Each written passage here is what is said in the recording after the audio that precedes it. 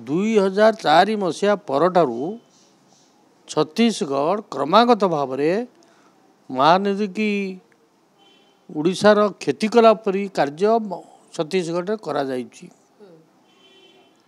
किछि तो 2011 मसीहा पर्यंत पार्टी पिटौ नथिले। 2011 मसीहार पे सरकार जे सरकार थिले कहिथिले जे एमिति 100टा डैम कले मध्य उड़ीसार किछि क्षति हेबनी।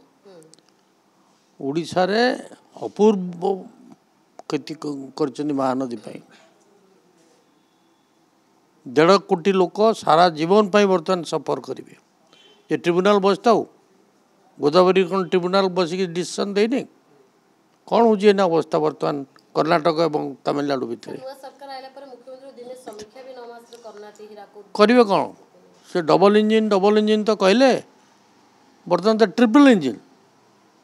छत्तीसगढ़ भी बीजेपी उड़ीसा भी बीजेपी दिल्ली भी बीजेपी समाधान करूना ओडिशार लोक को बचाऊना। 1.5 कोटी लोक ओडिशार जो अर्थनीति विपर्यस्त होगा जाऊँगी महानदी से रक्षा करूँ।